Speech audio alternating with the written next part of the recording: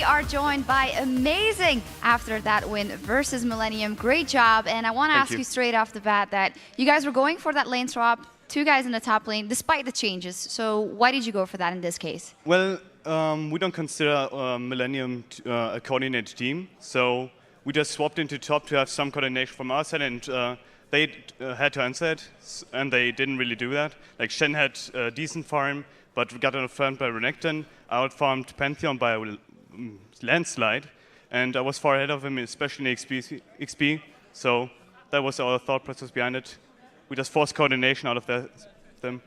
So despite the 4.1 changes, obviously the big buffs in the top tower, the bottom tower, we were expecting the bottom tower to want to go down first, but instead you obviously went down and helped out your top laner considerably, or bottom laner as this was the case. Was it all in the plan? You just like, despite the buffs, despite the changes, you still felt comfortable taking that top tower first? Well, we have a really good bot lane in terms of tower pushing. Like, Forgiven has always been one of the best tower pushes that has seen the game yet.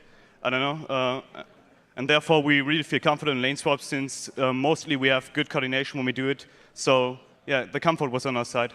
Yeah, so you focused on that bottom lane, and maybe some people thought that you would focus on that mid lane because we've heard that Talon can be a counter to that Kassadin if he gets going, but you guys didn't seem to think so.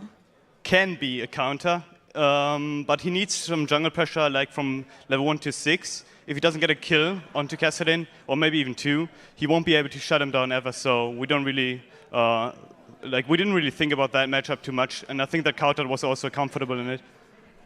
And it seemed to me that one of the big turning points in the fights was when, for some reason, Kirk just went channeled completely for Unlimited, way back.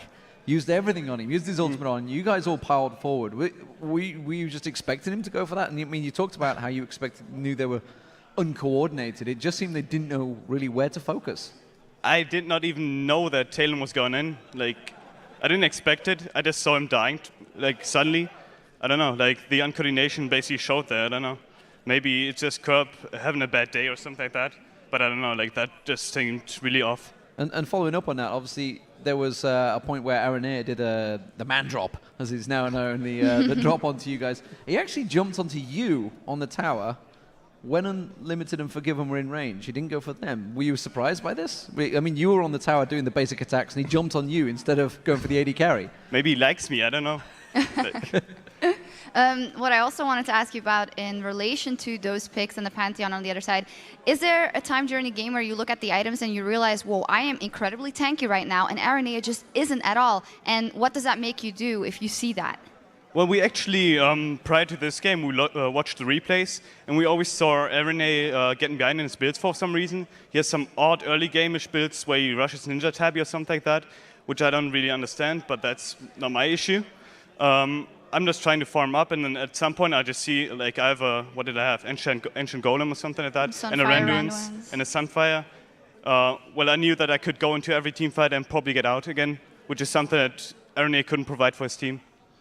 And of course, you're now 3-2 in the LCS. You're playing Alliance again tomorrow. You've already got 1 victory over them. How are you expecting it to go now they've picked up their first victory this morning? I expect a win on our side, but I don't want to corner myself. So I'll just see what happens and take the game as it is. Yeah, well, thank you very much.